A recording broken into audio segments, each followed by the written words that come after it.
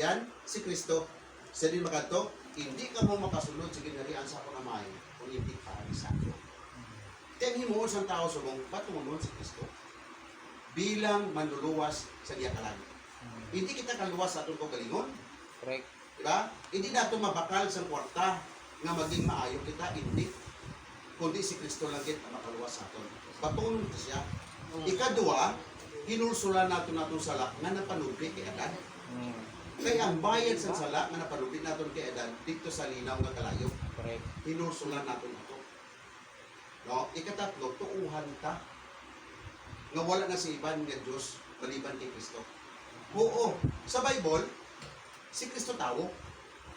Di ba may mga tao nagapati kay Kristo Diyos kay tao man lang sa kuno? Pero sa Bible, si Kristo Diyos, si Kristo tao. Ang Diyos pwede nga magpakatao, pero ang tao hindi pwede nga magpaka-Diyos siya. Correct. Di ba? Subot sa lingon, naging unod si Kristo, bangod gani sa aton, kay gusto ni Kristo, luwason kita. Gani tatlo lang himo naton, pagtuo, pagbaton, kapag inuson. Di ba? Amo na. Di, gusto ko na aton batunon si Kristo bilang manluluwas sa aton kalang. Di, willing magamo nga magbaton kay Kristo. Bilang manluluwas sa kalang. Amen. Oo. Amen. Willing magamo nga maginulso sa inyo sala. Amen. Nag-willing magamo nga magtuo nga si Kristo ang Diyos. Amen. Okay. Sa sining aga, sa sining gabi, magaduko sa aton ulo, magapiyong sa aton mata, ang tanan nga nga mabaton kay Kristo, sundon mo ang akong pangamuyo. Amen. Okay, magaduko sa aton ulo ha, piyong sa aton mata. Sundon nyo niya pangamuyo. Sa imo Ginoo, langit no namon nga amay, madamo nga salamat sa sining nga gabi nga nakabati ako sa imo balaan nga ulo. Nahibaluan ko na ako isa ka makasasala. Kag bangon sa akong sala, ako magapadulong sa linaw nga kalayo. Apang salamat si Kristo Jesus napatay sa krus. Ilubong kag sa tatlo kadlaw nabanhaw sa pagluwas sa ako. Sa sinigagag-i, ginabuksan ko ang akong tagikusoon. Ginabaton ko si Kristo Jesus bilang akong Diyos kag personal nga manluluwas sa akong kalang. Salamat din sa pangalan ni Kristo. Amen. Okay. Now, sa inyo nga nagbaton, nakita na sa Diyos ang pagbaton naton, di ba? Karon, may tatlo lang nga promisa nga ginambal sa Bible sa tao nga nagbaton. Sa inyo kuno nga nagbaton, sila sa Bible, no, gitagaan kita sa pinamatarong na anak sa Diyos, John 1:12. Ang sino man nga magbaton sa anak sa Diyos may kabuhi nga way katapusan. Kung siningon, tanan nga tao gintugal sa Diyos hindi niya anak. Magiging anak lamang niya kita kung kita nagbaton kay Kristo. Di ba? Sila niya, ang anak sa Diyos nagapamati sa pulong sa Diyos. Ang kabangdanan nga wala sila nagapamati sa pulong sa Diyos kasi sila hindi iya sa Diyos. So dapat mamati kita sa pulong sa Diyos. Okay? So, munang una. Ikadua, sila sa Bible, magkalipay ka mo kay inyong ngalan, ang inyong ngalan, nalista na sa libro sa kabuhi. John 14. Ano ba niya? Let not your heart be troubled. Hindi magkalisan nyo tagipusoon. Magpati ka mo sa akon, kag sa akon na may mansion ka mo. Amo na promisa sa Diyos. May mansion ang tao nga nagbaton kay Kristo. Diriya sa kalibutan, baski na muli kataon sa balay, bayan ta manigyapon. Diba, bayan ta manigyapon niya? Baski na naman kanami sa imulawas, matso ka magyapon, bayan man magyapon, kay mapatay mo magyapon. Diba? Pero sa Bible, in my Father's house are many mansion. Wala ko ni ginsugid sa inyo kung wala ko ni nakita. Ako magauna, kag magaaman ako sa loob, mabalik ako, kwaon ta kamo.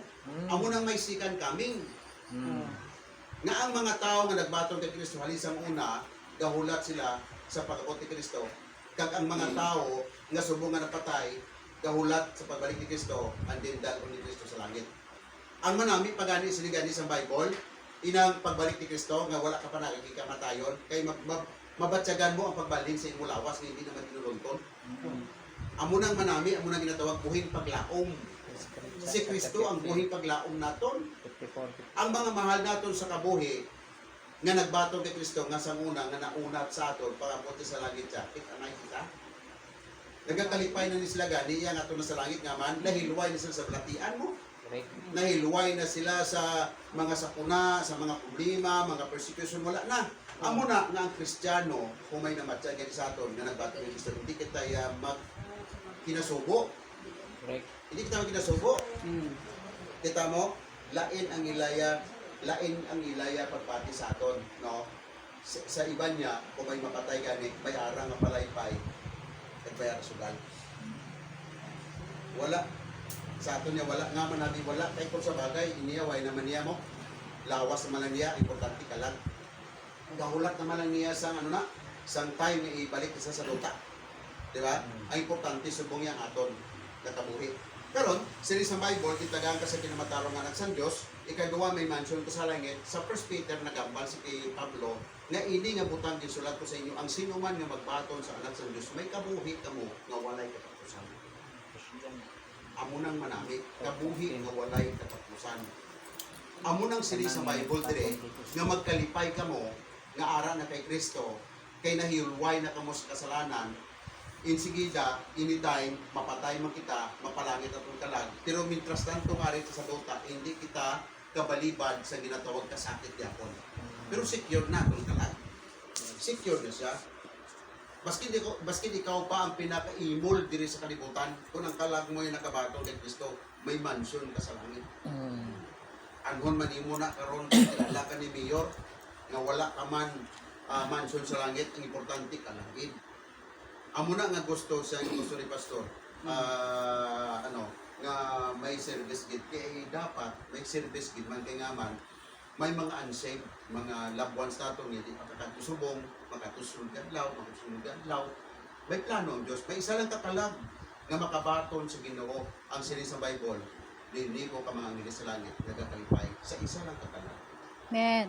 Amo na gani no, ang kamatayon sa isa ninyo kautod, hindi ni siya yun, useless nga man, gingamit ini sa Ginoo para magtiniligog-tigog ang tanan nga mga tuturan, ang mga wala ninyo nabdan, ang mga malayo diri bala magtigog sila. Amo na nga dapat hindi man miss ang gabi mintras lang tungari kadi. Ako nagapati pagapoto sa tapas padayon gyapon ang pagwali sa pulo sa Ginoo. Diba? Hindi lang ta magkataka. Kaya nga man, mensahe sa Ginoo ni.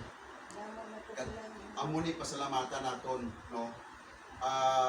Actually, ang importante diri amo ang kalag, hindi ang lawas. Okay? So mga muyo kita, tapos aton nga Bible study. Ginoo, nagpasalamat kami sa sining gabi, salamat sa gamay nga testimony. Salamat sa mga tao nga nagbalalaton sa imo Ginoo. Kag ikaw magpakamayo sa tagsa-tagsa, ikaw Ginoo magakomfort sa naiwan nga pamilya sining kaliwan. Ginoo, nagkapati kami nga ini promosyon ang kamatayon namong promosyon nga makasulod sa ginarihan nimo Ginoo sa langit. Ginoo, ikaw magpakamayo sa mabilin nga tinion sa imong mga anak ari sa kalibutan. Ikaw magpakamayo sa ila Ginoo, kay ikaw magatipig sa tanan ng mga magkalari pa Ginoo nga mga pamilya nila Ginoo makaabot ng safe and sound. Ginoo, ginatugyan namo tanan sa imo. Ginabalik namo ng himaya kag kadaugan sa pangalan ni Kristo. Amen. Amen. Hindi ka lang magpalakpakan.